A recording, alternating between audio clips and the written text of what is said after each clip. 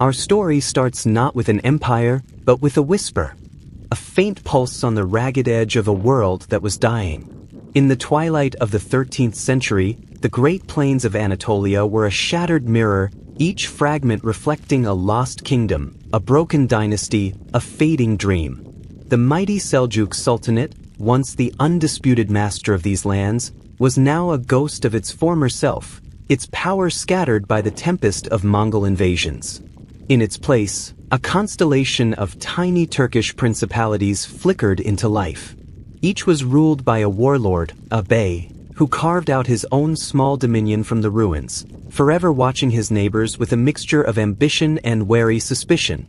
And in the northwestern corner, where the dense forests climbed into misty mountains, lay one of the smallest and most unremarkable of these domains. Its ruler was a man named Osman. He was no sultan. He held no glorious title. He was simply Osman Bey, a chieftain of a nomadic tribe, governing from a modest wooden fort near the ever-shifting frontier. To the east lay his Turkish rivals.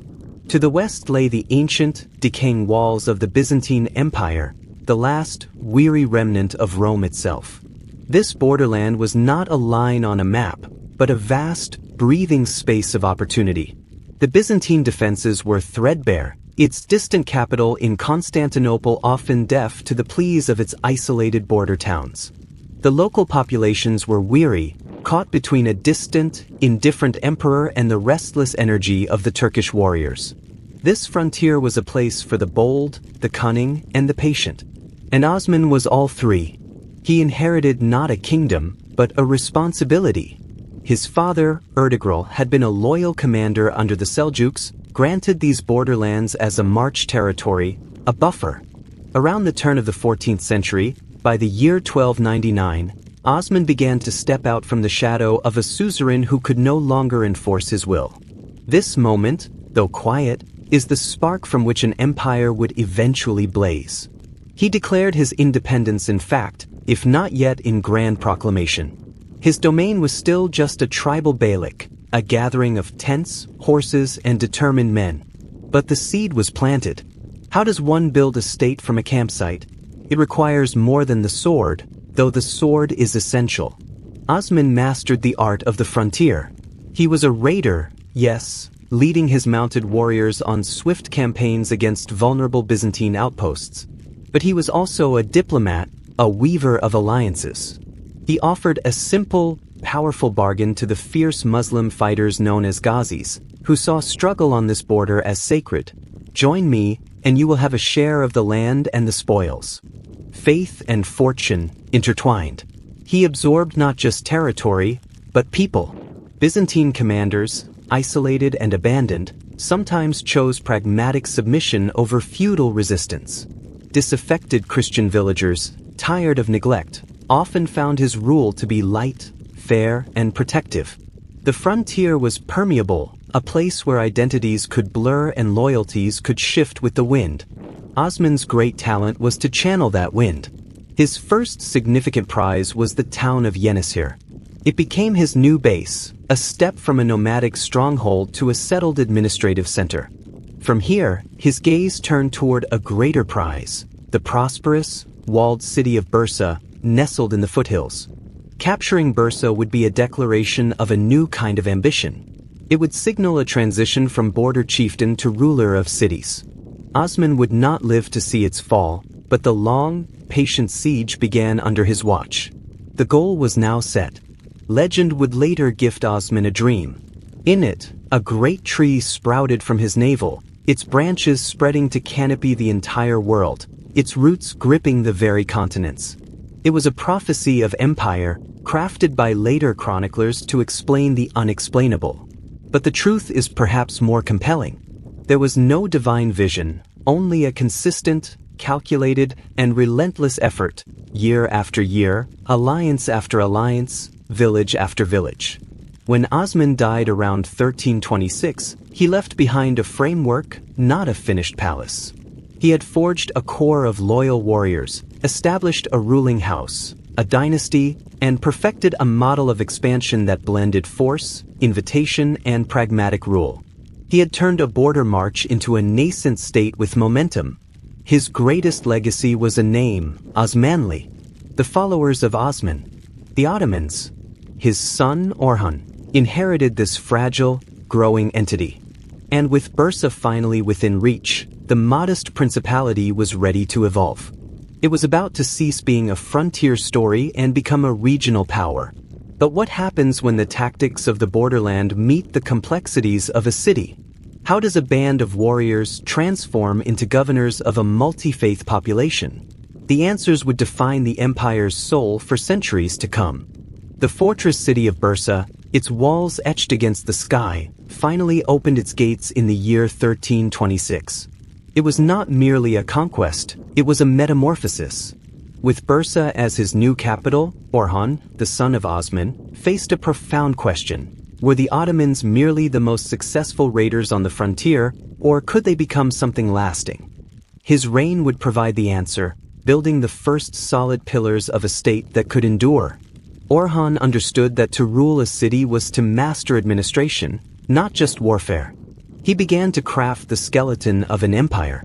The most crucial innovation was the slow, deliberate creation of a standing army.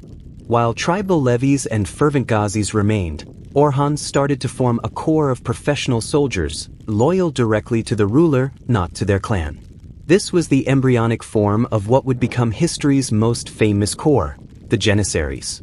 The idea was revolutionary, a military force divorced from tribal politics, an instrument of central power. But Orhan's vision stretched beyond Anatolia. His gaze turned northwest, across a narrow strip of shimmering water, the Dardanelles. Europe lay there, a continent riven by its own conflicts, where the Byzantine Empire was but a pale shadow, embroiled in vicious civil wars. Orhan played this imperial drama with shrewd precision. He married Theodora, the daughter of a Byzantine emperor, John VI Cantacuzene. This was no mere romance, it was high-stakes statecraft. In exchange for Ottoman military aid in John's civil war, the Ottomans gained something far more valuable than gold, a foothold. In 1354, the earth itself seemed to shake for the Byzantines. A massive earthquake shattered the walls of Gallipoli, the key fortress on the European shore. Ottoman troops, already present as allies, swiftly moved in to secure the ruins. They never left. It was a moment of quiet, colossal significance. For the first time, the Ottomans had a permanent bridgehead on the European continent. The frontier had leaped across the sea. What awaited them was not a unified wall of resistance, but a patchwork of vulnerable kingdoms, disputed principalities, and weary populations. The Balkans were a chessboard with too many quarrelsome players. Orhan's successor, his son Murad I, understood the game perfectly. He did not just invade, he infiltrated. His armies moved with purpose, but his policies were flexible. He offered vassalage, a system called suzerainty. Local Serbian or Bulgarian rulers could keep their titles, their lands, even their faith if they accepted Ottoman overlordship, paid tribute, and supplied troops. Why shatter a kingdom when you could make its king your servant? To anchor this new European realm, Murad made a strategic decision. He captured the great city of Adrianople, deep in Thrace. Renaming it Edirne, he moved the Ottoman capital there. The message was unmistakable. The empire's heart now beat in Europe. This was no longer an Anatolian power making forays. This was a transcontinental empire being born. Yet, not all would submit peacefully. A grand coalition of Serbian princes, fueled by desperation and defiance, marshaled their forces to break this new power. The armies met in 1371 on the banks of the Maritsa River. The Ottomans, disciplined and commanded with cool strategy, annihilated the larger Serbian force, many drowning in the dark waters as their camp was overrun at night. The Battle of the Maritsa sent a shockwave of terror through the Balkans. Resistance began to crumble. Murad now adopted a title that echoed with imperial resonance: Sultan. He was no longer a bey. He was the sovereign.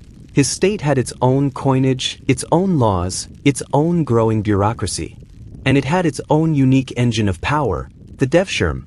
This was the systematic levy of young Christian boys from Balkan villages.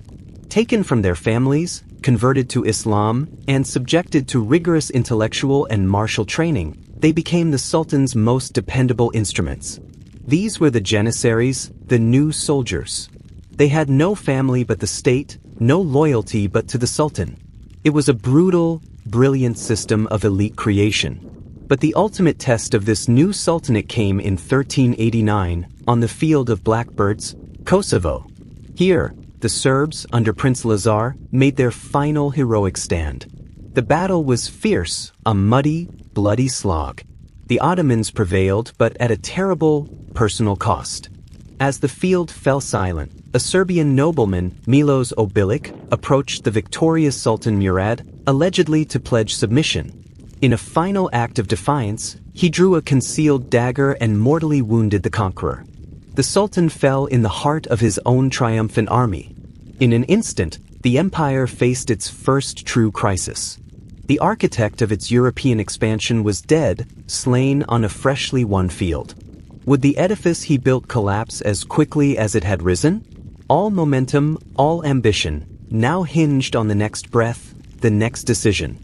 The fate of the Ottoman project rested on the shoulders of the man standing beside his father's body, a young prince named Bayezid. He did not hesitate. The succession was immediate. There would be no pause, no power vacuum. Before the sun set on Kosovo, Bayezid I was proclaimed Sultan, and he would earn a name that echoed like thunder across 2 continents. They called him Yildirim, the Thunderbolt.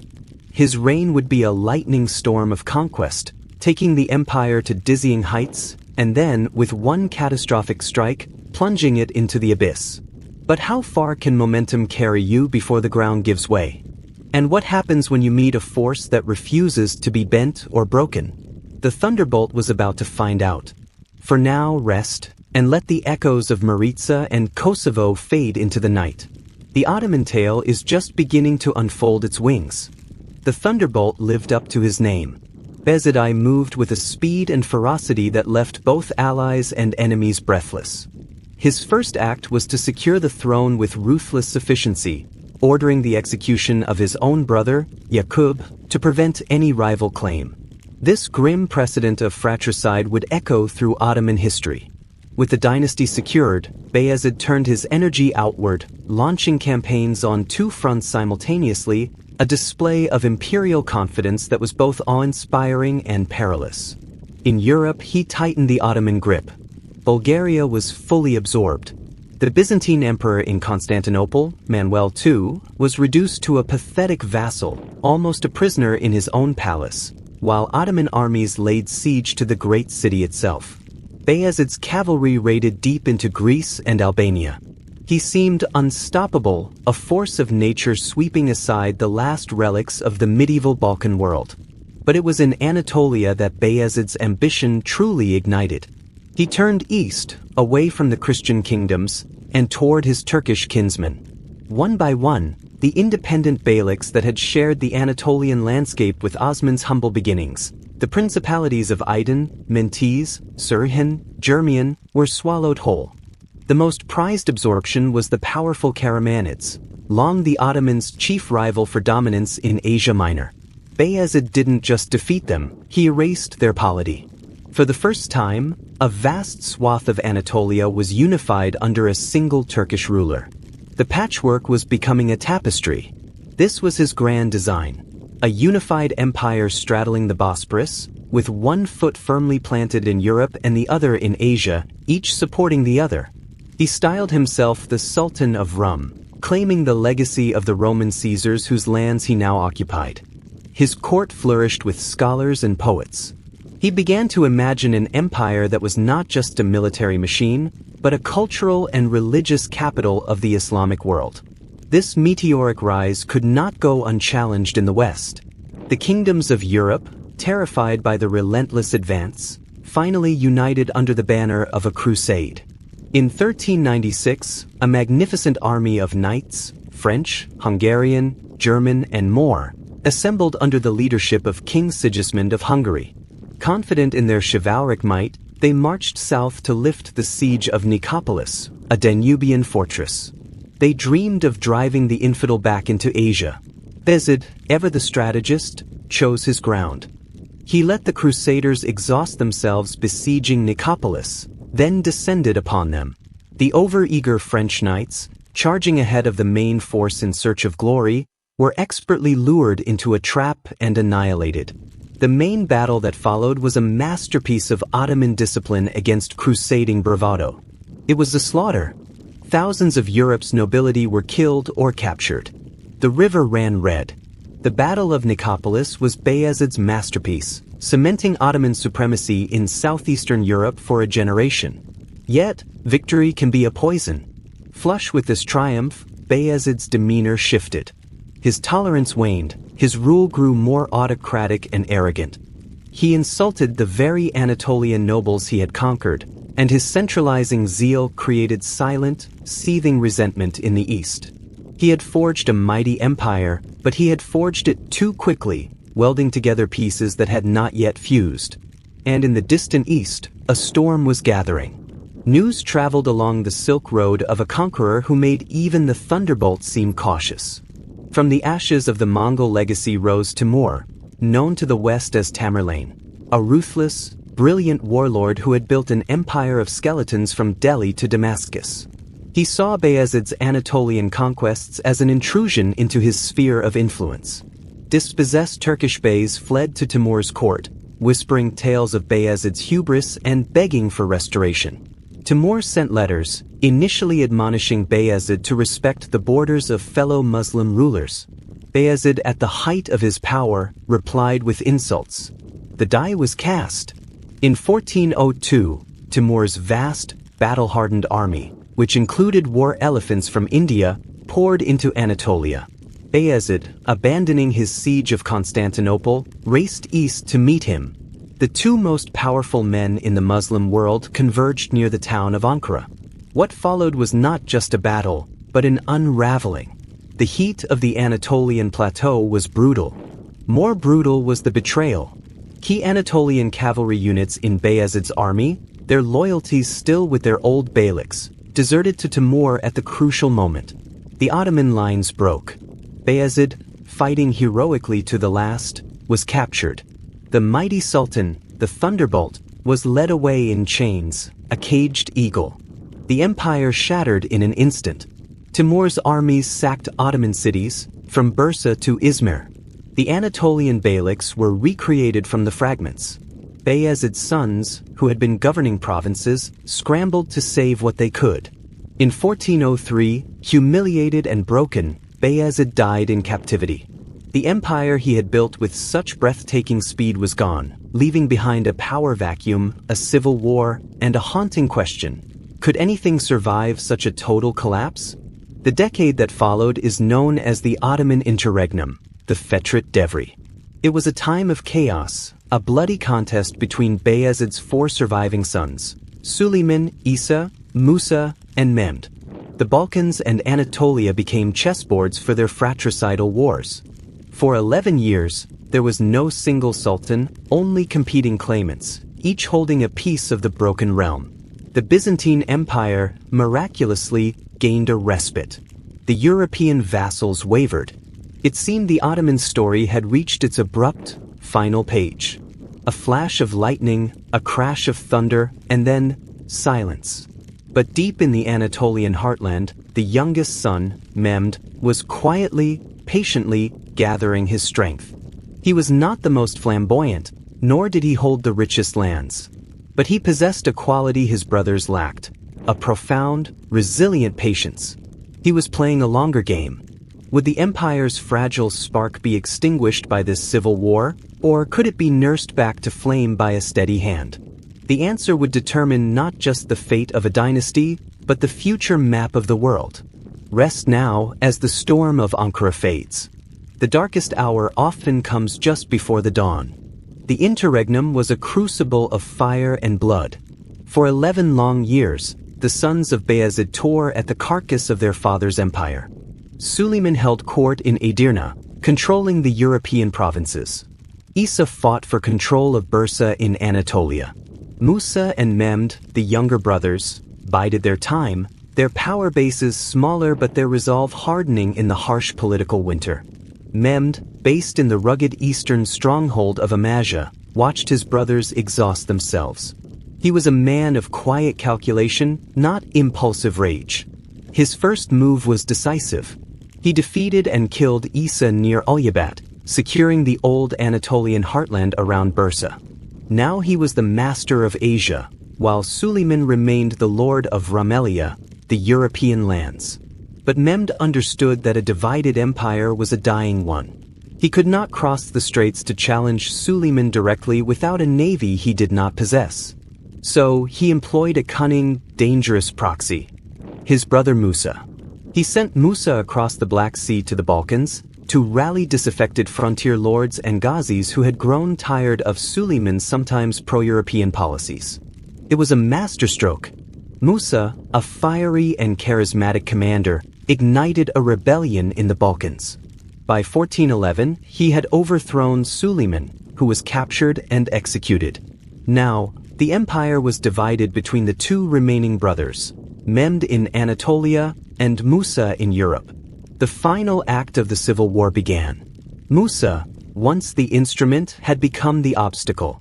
His rule in the Balkans grew harsh and unpredictable, alienating the very commanders who had brought him to power. They sent secret pleas across the straits to Mehmed, the steady hand in the east. In 1413, Mehmed crossed into Europe. He had built a coalition not through fear, but through promises of stability and order. Serbian and Byzantine troops, who saw Mehmed as the lesser evil, marched beside his Anatolian army. The brothers met in battle at Kamerlu, near modern-day Sofia. It was a bitter, final clash. Musa's forces, abandoned by their allies, were routed. He fled into the marshes, only to be hunted down and killed. Silence fell over the battlefield. After 11 years of chaos, Mehmed stood alone. He had not won through overwhelming force, but through resilience, diplomacy, and strategic patience. He earned the title Kirisi, the Restorer. His task was Herculean, to rebuild an empire that had not just been defeated, but had torn itself apart from within. Mehmed's reign was one of consolidation, not conquest. He pardoned former enemies, carefully reabsorbed the renegade Anatolian beyliks, and reaffirmed Ottoman suzerainty over Balkan vassals with a light, pragmatic touch. He focused on healing the administrative and economic wounds of civil war, restoring the treasury and reinforcing the legitimacy of the dynastic principle. He knew the empire could not afford another succession crisis. When Mehmed I died in 1421, he passed on a reunited, if fragile, realm to his son, Murad II. The empire had survived its near-death experience. But the world around it had not stood still. In Europe, Hungary was resurgent under a brilliant warlord, John Hunyadi. In Anatolia, the Karamanids watched for any sign of renewed weakness. And in the east, the spiritual flame of the Safavid order was beginning to glow, a subtle threat that would one day become an inferno. Murad II was a ruler cast in a different mold than his grandfather, the Thunderbolt. He was a soldier of great personal courage, but also a man of deep piety and introspection, who would later twice attempt to abdicate and retire to a life of mystical contemplation. His reign became a long, grinding test of the empire's recovered stamina. He spent decades in the saddle, campaigning on two fronts. In the Balkans, he faced Hunyadi's crusading armies, fighting a series of epic, seesaw battles at places like Zlatitsa and the Kunavica field. Victory was never assured, defeat was always a breath away. In 1444, at the Battle of Varna, a crusader army led by the King of Poland and Hungary, the Ladislaw III, threatened to drive the Ottomans back across the straits. The battle hung in the balance until a desperate cavalry charge killed the young king, scattering the crusaders. It was a salvation born of desperation, not dominance. The pressure was relentless. So much so that after Varna, the weary Murad II, perhaps truly longing for peace, abdicated in favor of his 12-year-old son, Mehmed. But the empire was not ready for a boy king. With Hunyadi again on the march, the court begged Murad to return. In 1448, he came back to lead the army one final time, defeating Hunyadi decisively at the Second Battle of Kosovo. This victory finally secured the Balkan frontier, but it came at a cost. The empire was locked in a perpetual, draining cycle of defense. Murad II died in 1451, a warrior sultan who had spent his life holding the line. He left behind a realm that was intact, hardened by war, but also seemingly plateaued. It was a powerful regional state, yes, but not the world-shaking empire of Bayezid's dreams. The great prize, the ancient city that had tantalized every Muslim ruler for centuries, still stood defiantly between his Asian and European lands. Constantinople. Its walls had repelled every Ottoman attempt, including a long siege by Murad himself. The throne passed once more to his son Mehmed. But this was not the frightened boy of 1444.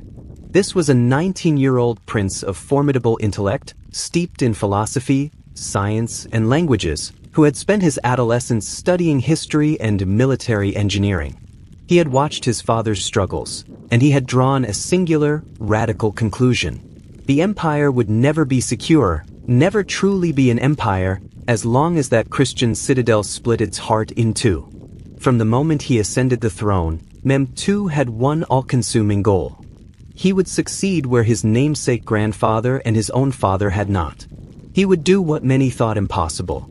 He would take the city, not through patience, but through overwhelming, unprecedented force.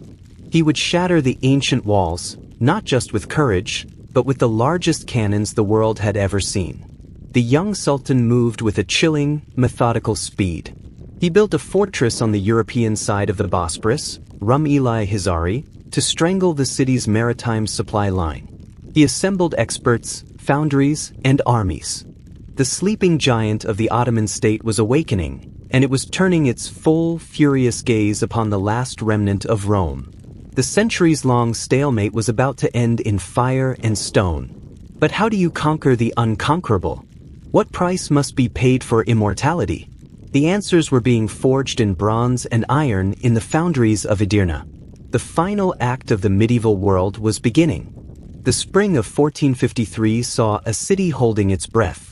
Constantinople, though a shadow of its former glory, remained a formidable symbol. Its legendary triple walls had repelled invaders for 1,000 years. Behind them, Emperor Constantine XI Palaiologos commanded a pitifully small force of Greeks, Italians, and mercenaries. They knew what was coming. The young Ottoman Sultan, Mehmed II, had made his intentions unmistakable. This would be a fight not for territory, but for legacy, the dying gasp of the Roman world against the rising tide of a new empire. Mehmed's preparation was an exercise in terrifying scale and innovation. He had commissioned a monster. A Hungarian engineer named Orban, rejected by the cash-strapped Byzantines, offered his services to the Sultan. He built a cannon of staggering proportions, 27 feet long, capable of hurling a 1,200-pound stone ball over a mile. It took 60 oxen and 400 men to transport it. This was not a mere weapon, it was a statement. The age of stone walls was ending, and Mehmed possessed the hammer to prove it. The Sultan assembled an army of over 80,000 men, including his elite janissaries, and a navy to blockade the Golden Horn. But the Byzantines had one last trick. A great iron chain, buoyed by barrels, stretched across the horn's entrance, sealing their maritime flank. For weeks, the giant cannons boomed, day and night, pounding the historic land walls near the gate of St. Romanus. The defenders, led by the Genoese condottiero Giovanni Giustiniani, repaired the breaches each night with rubble and palisades. It was a gruesome race between destruction and desperation. Mehmed, however, was a master of multidimensional warfare. The chain thwarted his fleet? Then he would move his fleet over land. In an audacious feat of engineering, he ordered a greased wooden track constructed behind the hill of Pera. Using teams of oxen and men, he hauled 70 of his lighter warships from the Bosporus, up the ridge, and down into the Golden Horn. One morning, Constantinople's defenders awoke to see Ottoman galleys floating in their sacred, protected inlet. The psychological blow was as devastating as any cannon shot. The city was now besieged from within and without. The final assault began in the early hours of May 29th. After a night of prayer and somber Orthodox rites in the Hagia Sophia, the citizens braced. Wave after wave of Ottoman troops, first the ill-disciplined irregulars, then the Anatolian regiments, and finally the immortal janissaries, hurled themselves at the broken walls. The battle centered on a critical breach where Giustiniani stood. 4 hours he held the line, until a Ottoman cannonball or arquebus shot, accounts vary, tore through his armor. Severely wounded, he was carried from the ramparts. His departure sparked panic among the defenders. At this moment of crisis, a small postern gate, the Kirkeporta, was found unlocked or left open. Ottoman soldiers poured through this tiny opening, raising their flags on the inner towers. The cry went up, "The city is taken!" Constantine XI, the last Roman emperor, casting off his imperial purple, plunged into the fray with his men and vanished into history, his body never identified. The sack that followed was the brutal custom of the age. But Mehmed soon entered the city, a conqueror with a vision. He went directly to the Hagia Sophia, the greatest church in Christendom. He ordered the conversion rites to begin and offered a prayer of thanks. Yet, his next actions were not of a mere destroyer. He issued a proclamation to stop the looting. He invited, and often compelled, people from across his empire to repopulate the hallowed city. He guaranteed the safety and religious rights of the surviving Greeks, installing a new Orthodox patriarch to govern their community. He had not come to erase Constantinople. He had come to possess it, to make it his own. He renamed it Istanbul, to the city, but its official title became Constantini, a deliberate claim to the Roman inheritance. He began immediate construction of a new palace, Topkapi, and a grand bazaar.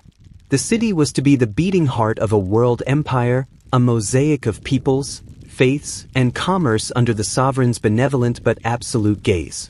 He now bore a new title, Fatih Sultan Mehmed the Conqueror.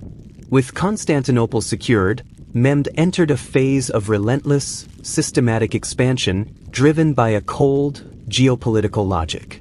He turned the Black Sea into an Ottoman lake, conquering the Genoese colonies and making the Crimean Khanate a vassal. He subdued Serbia, Bosnia, and finally, after a long campaign, the rebellious Albanian hero Skanderbeg.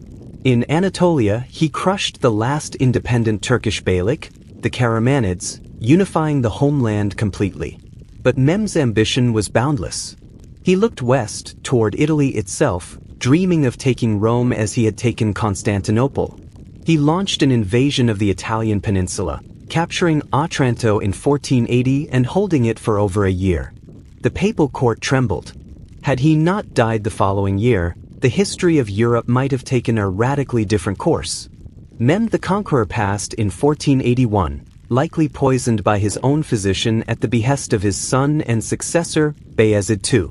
He left behind an empire transformed from a powerful kingdom into a centralized, bureaucratic superpower. He was the architect of the classical Ottoman state, a lawgiver, a patron of Renaissance art and science, and a conqueror of legendary stature. His shadow would loom over every sultan who followed. Yet, his death unleashed another succession crisis. His sons Bayezid and Sem fought a brief civil war. Bayezid, the elder, prevailed. Sem fled, becoming a pawn of European kings, shuffled between Rhodes, France, and Rome, a ghostly, shadow sultan whose existence constrained Bayezid's foreign policy for years. Bayezid II, a pious and cautious man, chose consolidation over conquest. He welcomed Jews expelled from Spain in 1492, bolstering the empire's commercial class. But his reign was a calm before a storm his sons would brew. For on the eastern horizon, a new and insidious threat was rising, not of armies, but of ideas. In the mountains of Persia, a mystical order led by a young, charismatic firebrand named Ismail was fusing Shia Islam with militant Turkish tribal loyalty. The Safavid movement was about to erupt, challenging the Ottoman Empire's very soul and plunging the Islamic world into a conflict that would last for centuries. The conqueror's heirs would now face an enemy that could not be defeated by cannons alone. Bayezid II's reign was a long exhale.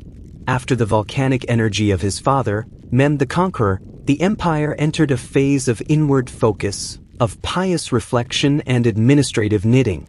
The Sultan, a devout Sufi at heart, poured resources into religious foundations, soup kitchens, and mosques. He was a stabilizer, healing the rifts of succession and integrating the waves of Jewish refugees from Iberia, whose skills enriched Ottoman cities like Thessaloniki and Istanbul. But in an age of rising giants, stability can look like stagnation. And from the east, a tempest of faith and fire was advancing. In the year 1501, a 14-year-old boy crowned himself Shah in Tabriz.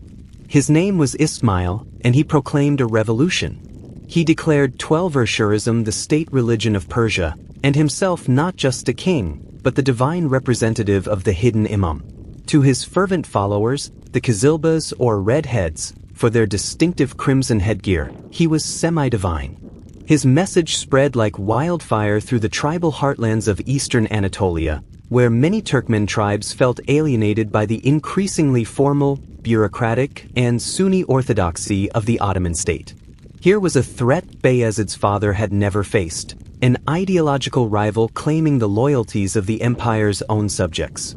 Bayezid, old and cautious, responded with half measures, persecuting suspected Kazilba's sympathizers but avoiding all-out war.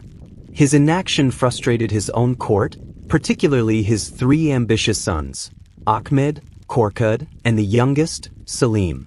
Selim was the governor of the remote, rugged province of Trabzon on the Black Sea. From this frontier, he watched the Safavid poison seep into Anatolia with growing fury. He saw his father's piety as weakness, his brother Ahmed's scholarly nature as effeminacy.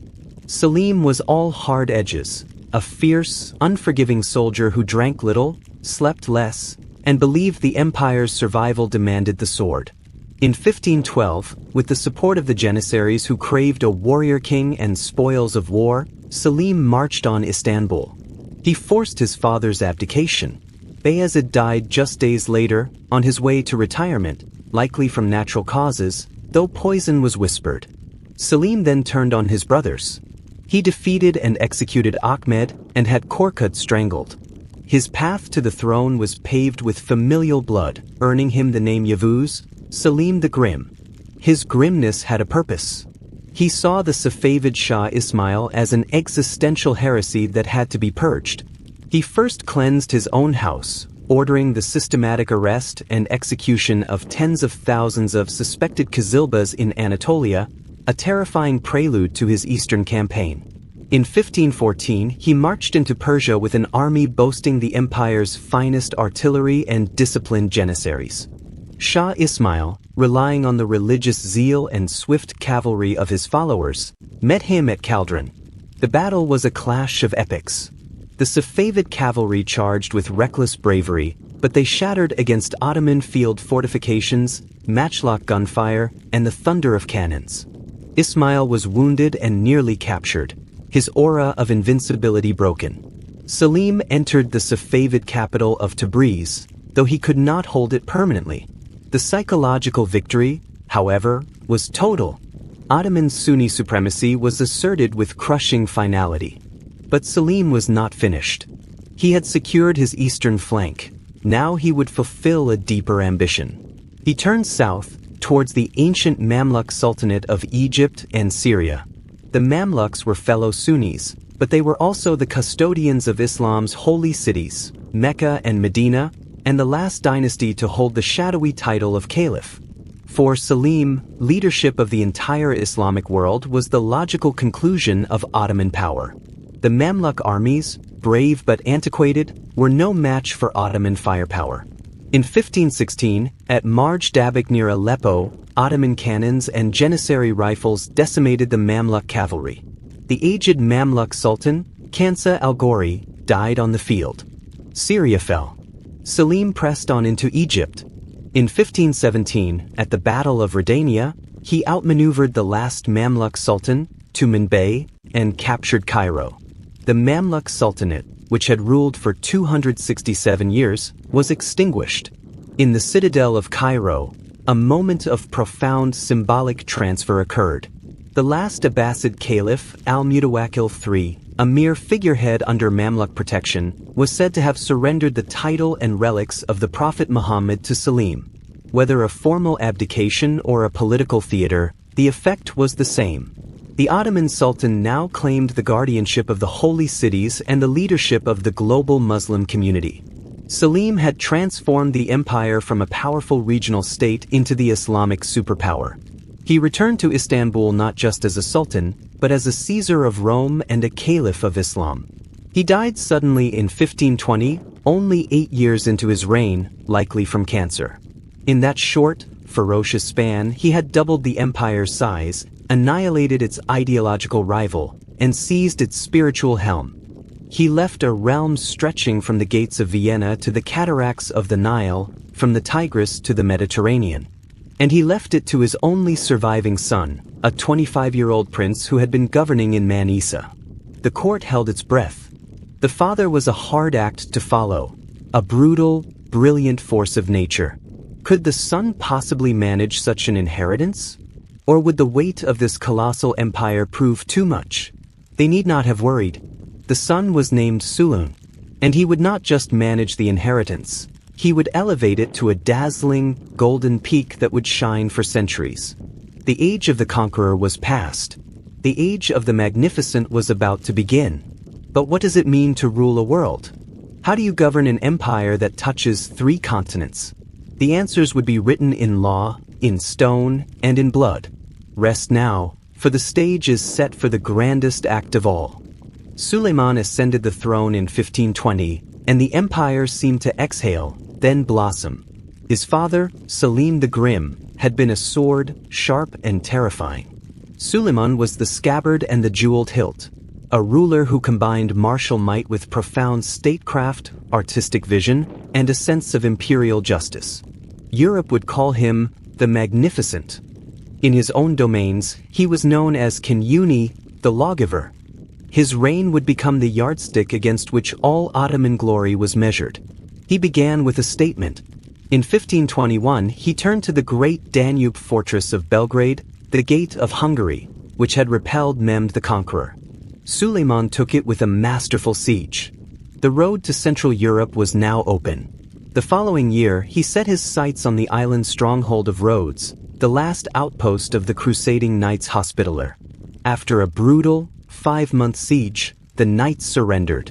Suleiman, in a display of calculated magnanimity, allowed them to depart with honor. He had cleared the eastern Mediterranean of a thorn and earned a reputation for chivalry. But the defining event of his early reign came in 1526, on the hot, dusty plain of Mohacs in Hungary. The young King Louis II of Hungary gathered his kingdom's chivalry to block the Ottoman advance. What followed was less a battle and more an execution. Ottoman artillery and disciplined Janissary gunfire decimated the Hungarian cavalry charges. The battle lasted barely 2 hours. King Louis, fleeing the field, drowned in a creek under the weight of his own armor. The kingdom of Hungary disintegrated. Suleiman entered the capital, Buda, as a conqueror. But instead of annexing Hungary outright, he installed a pliant noble, John Zapolia, as a vassal king. It was a classic Ottoman tactic, indirect rule. Yet this created a vacuum. The Austrian Habsburgs, led by Archduke Ferdinand, brother of the Holy Roman Emperor Charles V, claimed the Hungarian crown. Suddenly, the Ottomans were no longer fighting a Balkan kingdom, but the most powerful dynasty in Europe. This rivalry set the stage for the most audacious gamble of Suleiman's reign. In 1529, he marched up the Danube again, this time with a colossal army aiming for the Habsburg heart itself, Vienna. The siege that autumn was plagued by torrential rains that turned roads to mud, bogging down his heavy cannons. The fortified walls held against Ottoman assaults.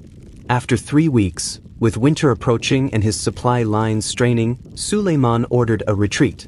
The first siege of Vienna had failed. Yet even in failure, he reshaped the world. The mere fact that an Ottoman army could besiege the capital of Central Europe sent seismic shocks through Christendom. The Ottoman Empire was now the central, existential fact of European politics. Suleiman had turned a regional power into a global superpower. He then proved his mastery was not confined to land. Appointing the brilliant corsair Hayreddin Barbarossa as his Grand Admiral, he built a navy that dominated the Mediterranean. In 1538, at the Battle of Preveza, Barbarossa's fleet crushed a combined Holy League armada of Spain, Venice, and the papacy. For decades, the Mediterranean became an Ottoman lake. At home, Suleiman's genius truly unfolded. His law codes, the canonames, systematically organized and rationalized the empire's legal framework, supplementing Islamic law with sultanic decrees on everything from land tenure to criminal punishment. He built monuments that defined a skyline. His chief architect, Mimar Sinan, erected masterpieces like the Saint Saad Mosque and the sublime Suleimani complex, a testament to imperial power, piety, and aesthetic perfection that still crowns Istanbul's hills. His personal life, however, introduced a new and potent force into Ottoman politics, the harem. His beloved consort, Hurrem Sultan, a woman of Ruthenian origin, broke all conventions. She became his legal wife, wielded immense influence over foreign policy and appointments, and maneuvered to ensure her sons, not those of other concubines, would inherit the throne. The Sultanate of Women began here, in the shadow of the Magnificent's throne. And it was here that the Golden Age showed its first crack: succession. Suleiman's beloved eldest son by Hurrem, Mustafa, was a popular and capable governor. But poisoned by Hurrem's whispers of conspiracy and by his own paranoid advisors, Suleiman came to believe Mustafa planned to usurp him. In 1553, during a campaign in Anatolia, he summoned his son to his tent. When Mustafa entered, the Sultan's mute executioners were waiting. They strangled the prince with a bowstring as Suleiman listened from behind a curtain. The empire was stunned. The tragic murder of Prince Mustafa revealed the dark cost of absolute power. It was followed by a fratricidal war between Suleiman's remaining sons, Selim and Bayezid, which ended with Bayezid's execution in 1561. The lawgiver, in securing his throne, had stained his legacy with his children's blood. Suleiman grew old, gout-ridden, but he never stopped campaigning. In 1566, at the age of 71, he led one last expedition to Hungary. He died in his tent during the siege of Sijidvar, his death kept secret for weeks to maintain army morale. His heart was buried on the battlefield. His body was carried back to Istanbul to rest beneath the dome of the Suleimani. He left an empire at its zenith, stretching from Algeria to the Persian Gulf, from the Crimea to the borders of Morocco.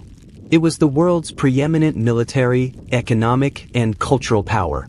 But he also left a system under strain. The machinery of conquest was slowing. The cost of maintaining such vast frontiers was bleeding the treasury. And the principle of succession had been reduced to a deadly game of survival, overseen by influential women and scheming courtiers. The Golden Age was over. What follows is not a sudden fall, but a long, slow sunset, a centuries-long twilight where the empire learned not how to expand, but how to endure. The heirs of Suleiman the Magnificent would now face a new question. How do you govern an empire when the age of miracles is past? The answer would be written in stubborn resilience, in forgotten reforms, and in the creeping realization that the world was changing, and changing faster than the Porte could adapt. The death of Suleiman the Magnificent in 1566 marked the end of an arc. The empire did not collapse, but the relentless, forward-driving energy that had characterized its first 3 centuries began to dissipate. What followed was a long, complex period often labeled decline, but that is too simple a word. It was an era of adaptation, of managing a colossal inheritance, and of confronting new, systemic challenges that no amount of personal valor could easily solve. Suleiman was succeeded by his son Selim II, known as Selim the Sot, for his fondness for wine. A more fitting epithet might be Selim the Fortunate, for his reign saw one of the empire's last great strategic acquisitions, the conquest of Cyprus from Venice in 1571. Yet this victory sparked a devastating response. Later that year, a Holy League fleet assembled by the Pope, Spain, and Venice confronted the Ottoman navy at Lepanto. The Battle of Lepanto was a cataclysm of wood and blood. In a single afternoon, the Ottoman fleet was shattered, hundreds of ships lost, and tens of thousands of sailors and janissaries perished. It was a psychological earthquake, proving the Ottomans were not invincible at sea. Yet, the empire's immense resources were demonstrated just as powerfully. Within a year, a new fleet had been built, and Ottoman dominance in the eastern Mediterranean was restored. Lepanto was a terrible wound, but not a mortal one. It was a sign, however, that the technological and tactical gap with Europe was closing. The real challenges were internal and economic. The 17th century brought what historians call the Silali revolts, decades of devastating anarchy in Anatolia. These were not peasant uprisings, but rebellions led by demobilized soldiers, disaffected provincial governors, and bandit chieftains. They were fueled by a perfect storm: a bloated, underpaid military, a debased currency caused by influxes of New World silver, and a climate shift causing famine. The heartland of the empire was burning, and the central state struggled for decades to quell the flames. At the top, the quality of sultans seemed to decay.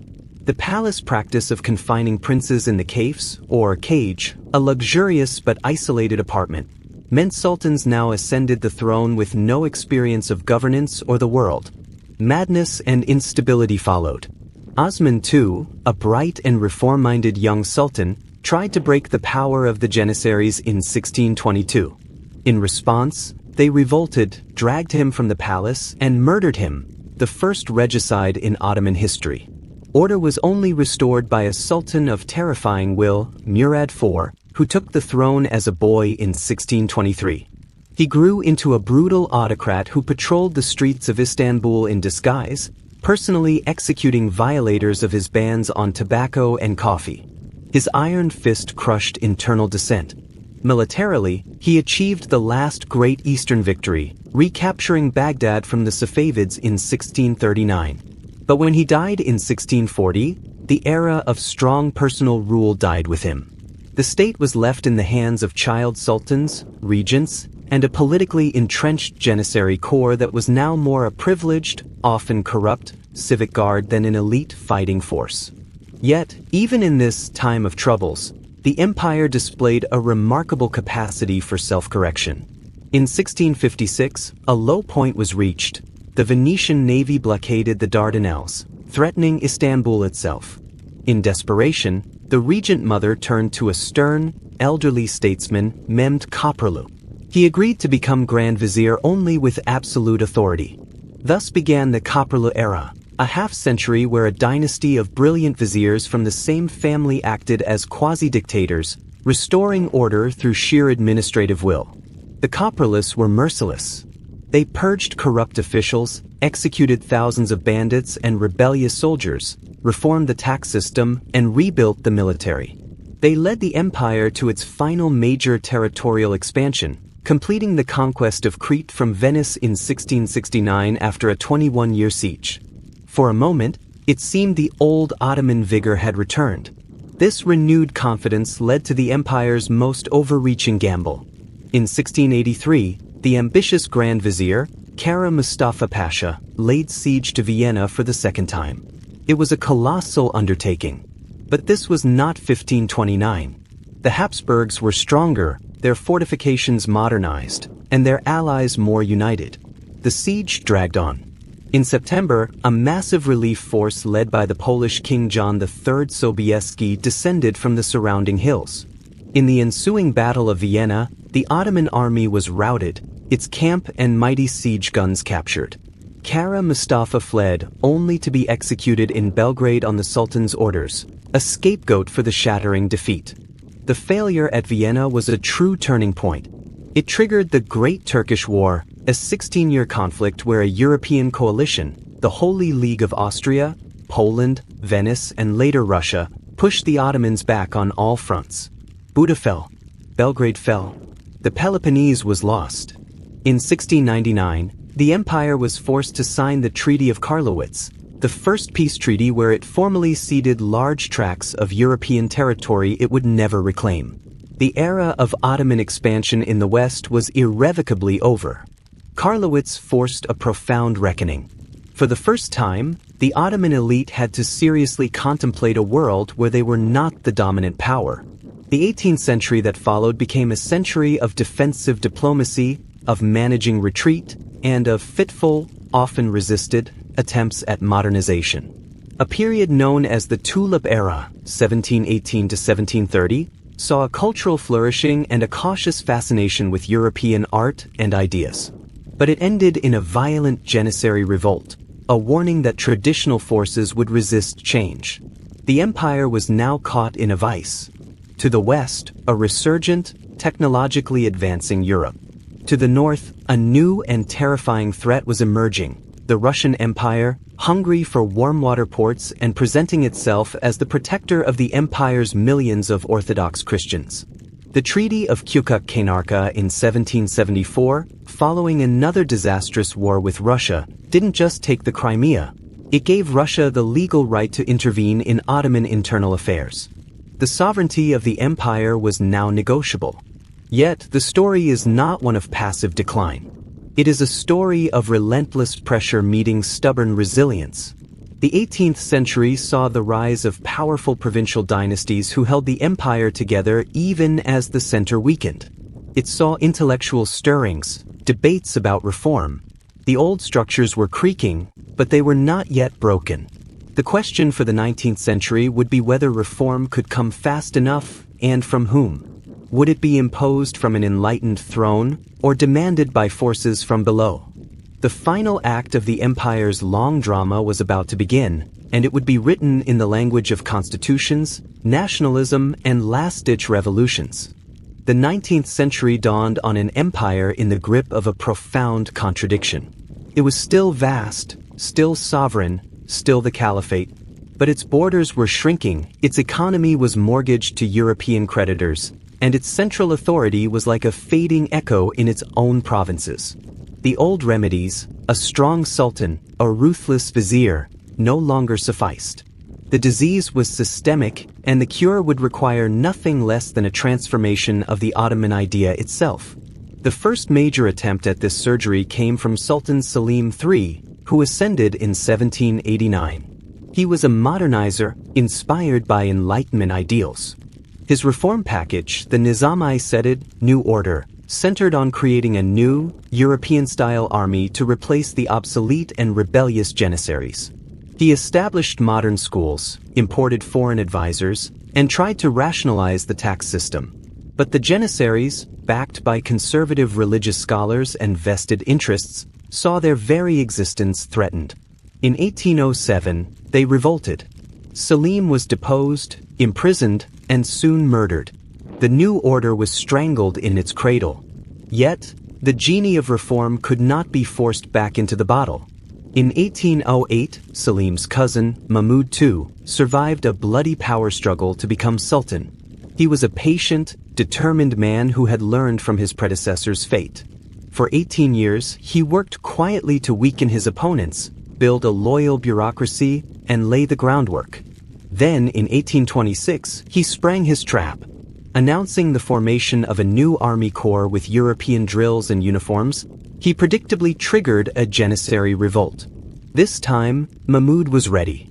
He had loyal artillery units bombard the Janissary barracks in Istanbul. Thousands were massacred in what became known as the Auspicious Incident. The centuries-old corps was eradicated overnight. Mahmud II had cleared the prime obstacle to change. He became the great dismantler of the old order. He abolished the feudal Timar system, ended the power of the rebellious provincial lords, Ayan, and created a modern, centralized bureaucracy modeled on European ministries.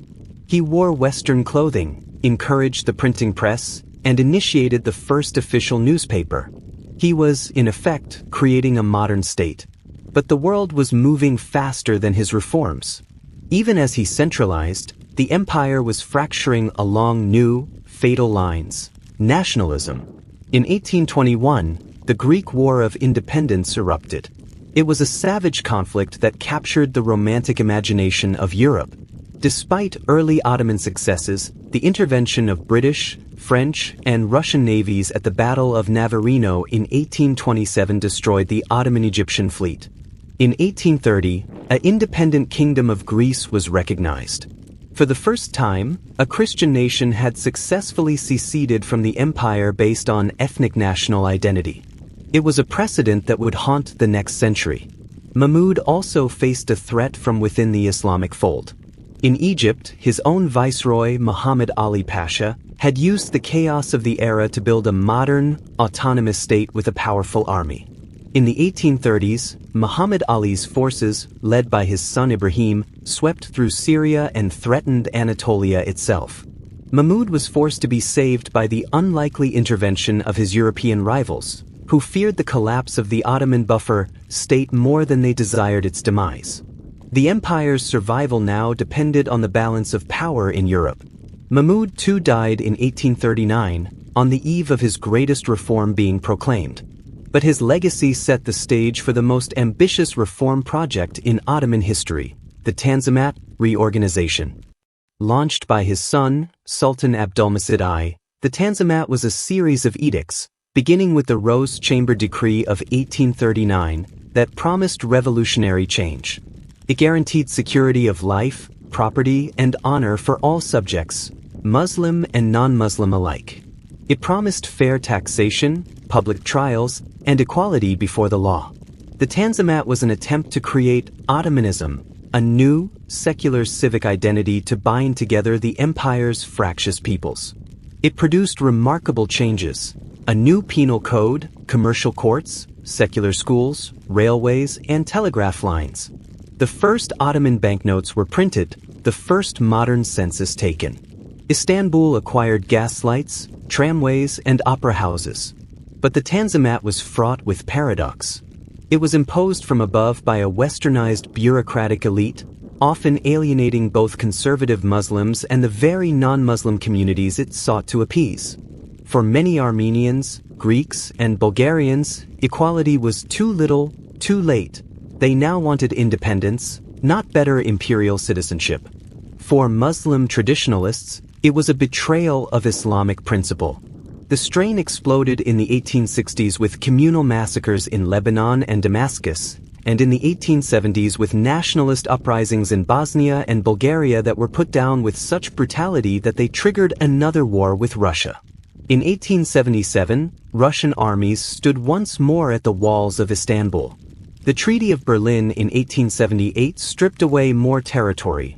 Romania, Serbia, and Montenegro became fully independent. Bulgaria gained autonomy. Bosnia was placed under Austrian administration. The Tanzimat's promise lay in ruins. Ottomanism had failed to stem the nationalist tide. In response, a new, more desperate ideology rose under Sultan Abdülhamid II, who suspended the fledgling constitution in 1878 and ruled as an autocrat for 3 decades. His solution was pan-Islamism, emphasizing the Sultan's role as caliph to rally the empire's Muslim majority against both external Christian powers and internal Christian separatists.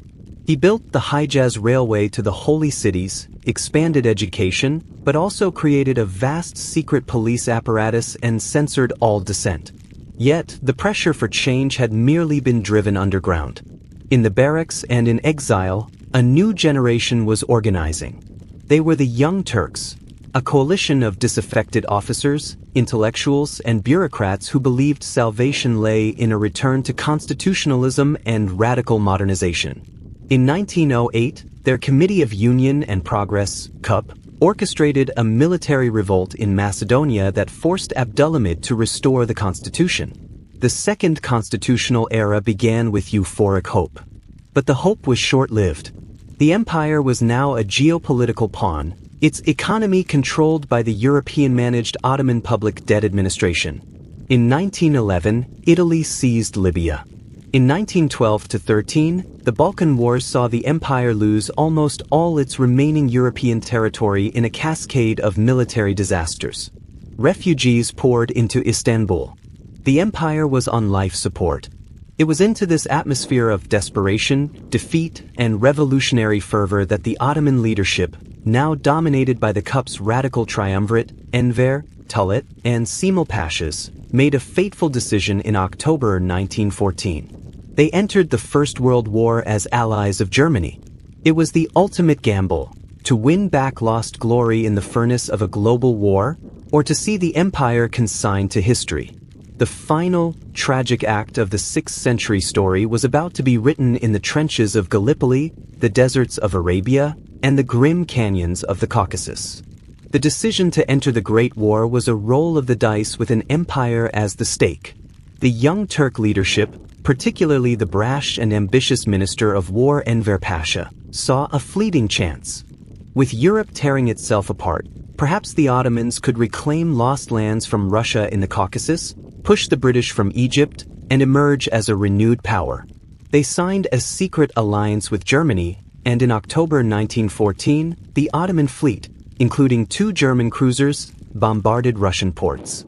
The die was cast.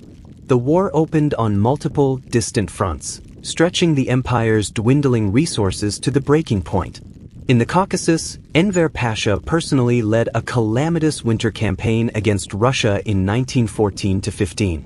His Third Army, ill-equipped for mountain warfare, was annihilated by the cold and the enemy at the Battle of Sarikamis. Over 60,000 men froze to death. It was a disaster of historic proportions. That same winter, in the eastern Anatolian provinces, the war took on a horrific new dimension. The Ottoman High Command, paranoid about Armenian loyalty in the face of the Russian advance, enacted a policy of forced deportation and mass killing. What began as the relocation of populations from war zones spiraled into a systematic campaign of extermination. By 1917, an estimated 1 to 1.5 million Armenians had perished in death marches, massacres, and camps, a cataclysm that would sear the name Ottoman into modern memory as a byword for genocide. Amidst this horror, there was one shining, desperate victory.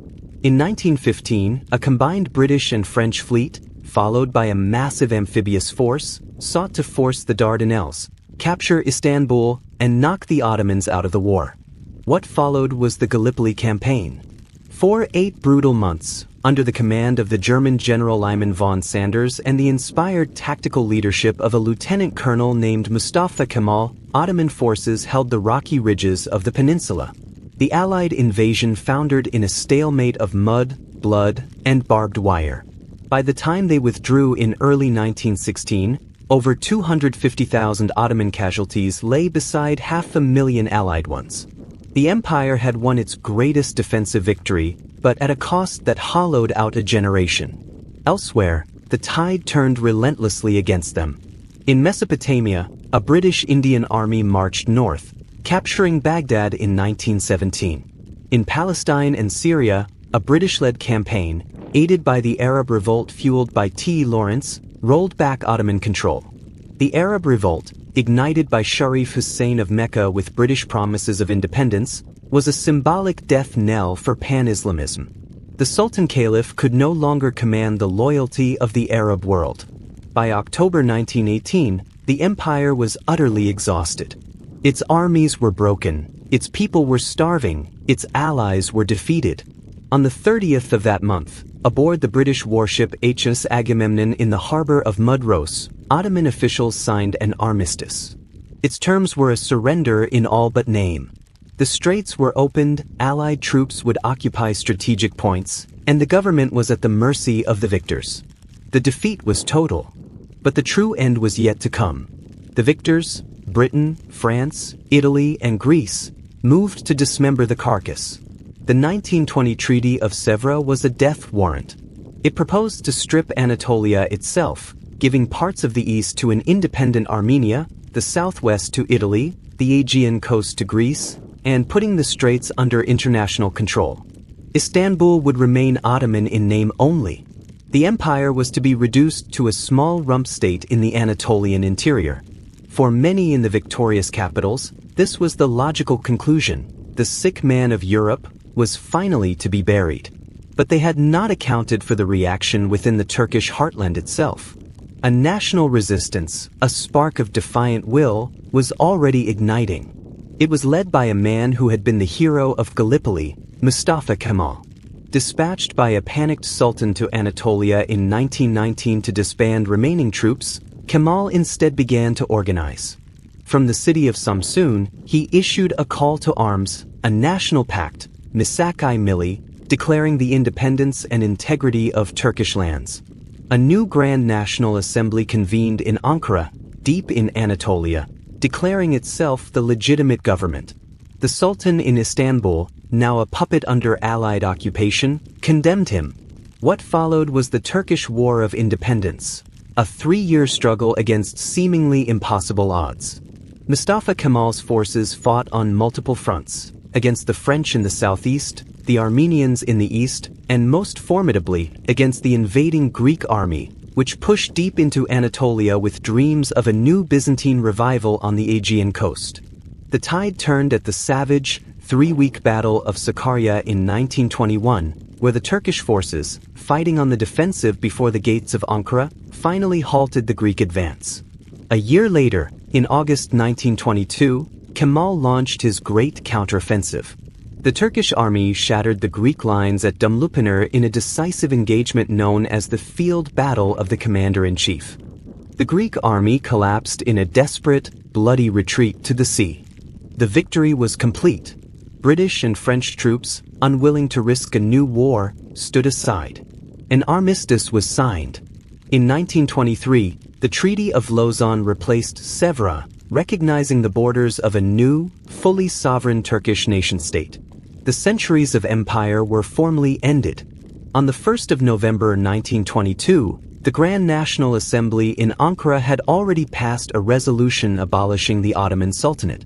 The last sultan, Mehmed VI Vahdettin, slipped out of Istanbul aboard a British warship. The Caliphate, a ghostly religious title, lingered for another 16 months until it, too, was abolished on March 3, 1924. The House of Osman was sent into exile. In Istanbul, the call to prayer still echoed from minarets built by sultans. But the city, now officially called Istanbul, was the capital of a republic. The man who would become Ataturk, father of the Turks, had not just won a war, he had engineered a revolution. He sought to build a modern, secular, Western-facing nation-state from the ashes of a theocratic, multi-ethnic empire. The Ottoman era was over. The Turkish century had begun. But can 600 years of history simply be turned like a page? What echoes of that empire still pulse in the modern world? The final reckoning is not just about an end, but about a legacy that stretches far beyond vanished borders. The last Ottoman sultan sailed into exile, and the Republic of Turkey rose from the Anatolian soil, determined to look forward, not back. Mustafa Kemal Ataturk's revolution was a conscious act of erasure and creation. The fez and veil were banned, the Latin alphabet replaced the Arabic script, Islamic law was supplanted by Swiss civil codes. The very capital was moved from imperial, cosmopolitan Istanbul to the austere, central plateau of Ankara. The message was unequivocal. The empire was a relic, a burden to be shed in the sprint toward modernity. For decades, the official Turkish narrative treated the Ottoman past with a mixture of embarrassment and hostility, a 6th century mistake that had ended in deserved collapse. Schoolbooks emphasized nationalist triumph over imperial decadence. Yet, you cannot so easily silence the echoes of 600 years. The empire's ghost lingered in the very fabric of the lands it once ruled, in lines on the map and in the memories of millions far beyond Turkey's new borders. For the empire was never just a Turkish story. Its dissolution by the victors of World War I, the infamous Sykes-Picot borders drawn by French and British diplomats, created the modern Middle East. The new states of Iraq, Syria, Lebanon, Jordan, and Israel were born from Ottoman provinces. These arbitrary lines, often ignoring ethnic and sectarian realities, have shaped a century of conflict, proving the empire's long shadow can be a dark one. In the Balkans, the bitter legacy of Ottoman rule became a cornerstone of nationalist identities in Serbia, Bulgaria, Greece, and Albania, a history alternately resented or mythologized. And what of the empire's own heartland? The Republic inherited a population homogenized by a decade of war, genocide, and population exchanges. The great mosaic of peoples that had characterized the Ottoman world, the Armenians, Greeks, Assyrians, and diverse Balkan communities, was largely gone from Anatolia.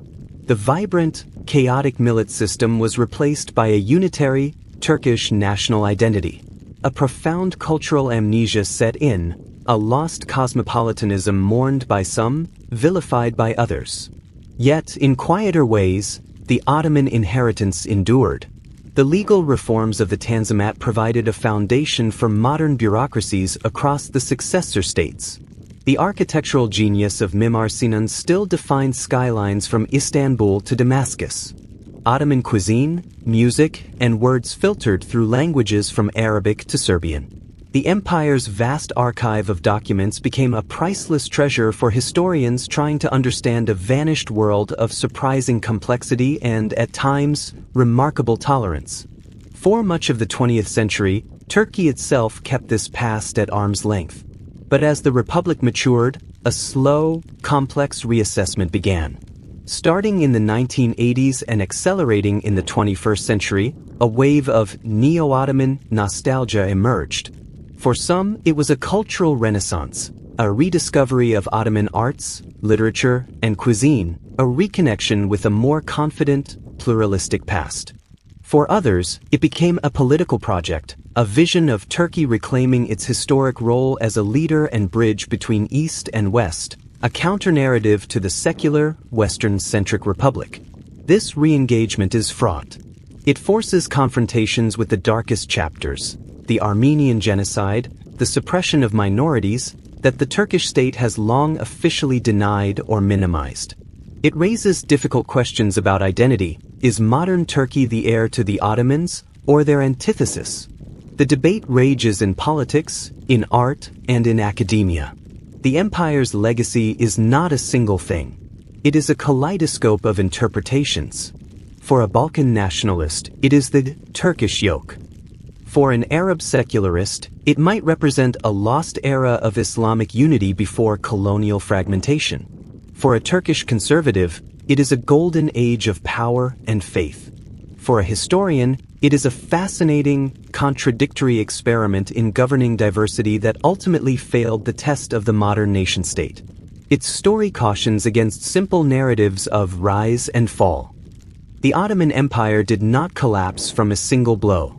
It weathered civil wars, catastrophic defeats, and internal revolts for centuries. Its end was a long process of erosion, adaptation, and finally, a terminal gamble in a world war that changed everything. Its longevity alone demands respect, a testament to institutional resilience and a capacity to evolve, however painfully and imperfectly.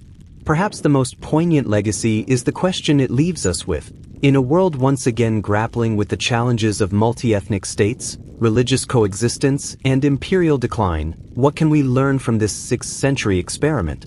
The Ottomans offered one answer, flawed and human, to the eternal problem of how to order a diverse world. Their answer ultimately shattered, but the fragments are all around us, in our cities, our conflicts, and our identities. As we approach the final moments of our chronicle, we are left not with an ending, but with a resonance. The last notes of the Ottoman Symphony faded nearly a century ago, but the hall still hums with its sound. The final portion of our journey will not seek closure, but understanding. A quiet reflection on what endures when an empire is gone, and why this particular story, of all the empires lost to time, continues to captivate, confound, and whisper to us in the dark. So, let us take one last, gentle look at the silhouette this colossal entity cast upon history. Not to judge its rise or mourn its fall, but to listen to the echo. What does it tell us about power, about faith, about the beautiful, tragic, and relentless flow of human affairs? The final thoughts are not an end, but an invitation to remember and to dream. And so, our journey reaches its quiet shore.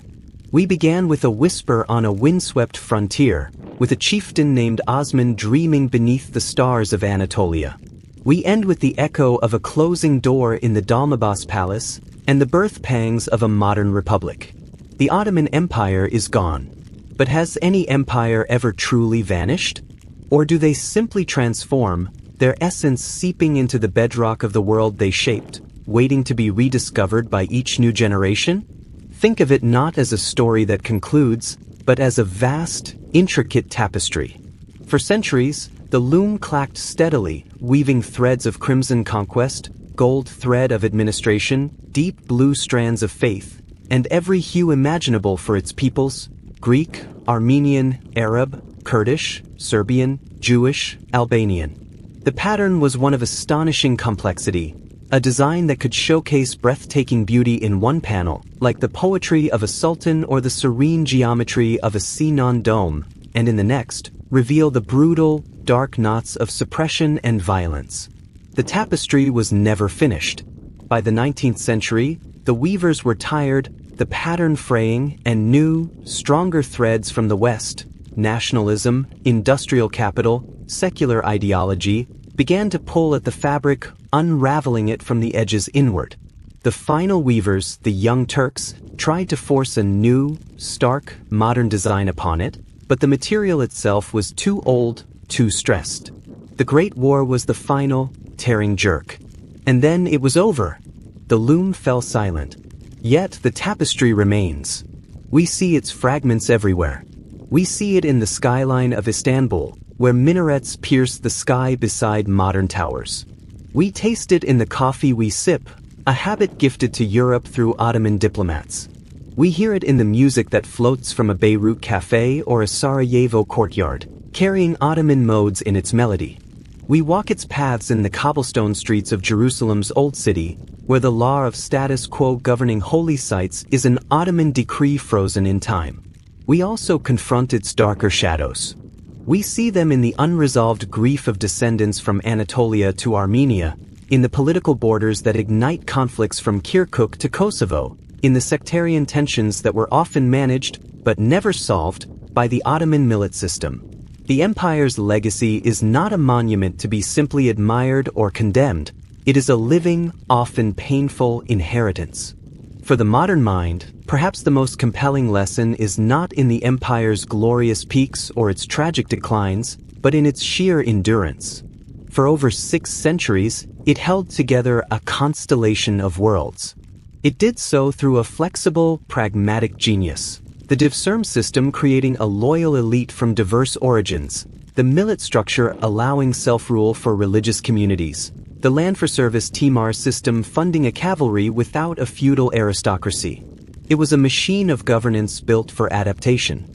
And adapt it did until it couldn't. The 19th century reformers, the Tanzimat statesmen, saw the coming storm. They tried to reinvent the machine, to build a modern, centralized, equal citizenry.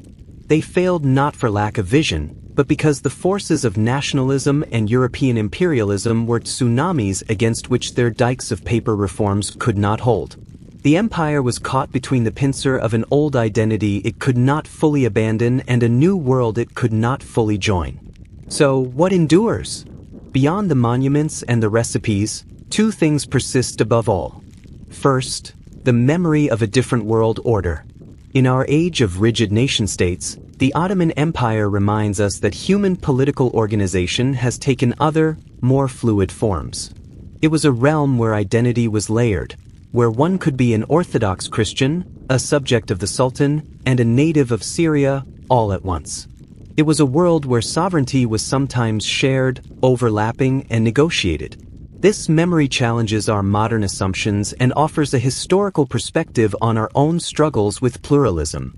Second, the testament to human resilience and synthesis. The Ottomans were magnificent synthesizers. They took Byzantine administrative practices, Persian art and poetry, Islamic law, and Turkish steppe traditions, and fused them into something unique. They were a bridge, for centuries, between East and West, Islam and Christendom. Their story is a reminder that cultures are not fortresses, but conversations, often difficult, sometimes violent, but conversations nonetheless. As you drift towards sleep, let the images flow, not of sultans on golden thrones, but of a caravan moving slowly from Damascus to Belgrade, a scholar in an Istanbul library translating a Greek medical text into Arabic, a Venetian merchant bargaining in the Grand Bazaar, a janissary standing guard in the snows of Hungary, far from the Anatolian village of his birth. This was the Ottoman world, a world of motion, connection, and astonishing complexity. It is gone. But in remembering it, we do more than recall the past. We enrich our understanding of the present. We see the roots of modern conflicts and connections. We are humbled by the scale of human ambition and warned by the certainty of change. The Ottoman Empire, in all its glory and grime, its tolerance and tyranny, stands as one of history's most compelling masterpieces, a reminder that civilizations, like individuals, have lifetimes. They are born, they grow, they mature, they age, and they pass. But their story, once told, becomes a part of us. Thank you for listening. This has been the entire story of the Ottoman Empire with Sleepy Owl. If this journey through the centuries has offered you a moment of peace, a spark of curiosity, or simply a restful night, then our purpose is fulfilled. Please consider sharing this chronicle with someone else who might find solace in history's long, gentle rhythm. And remember, the greatest empires are not just those written in stone, but those remembered in the quiet hours. Good night.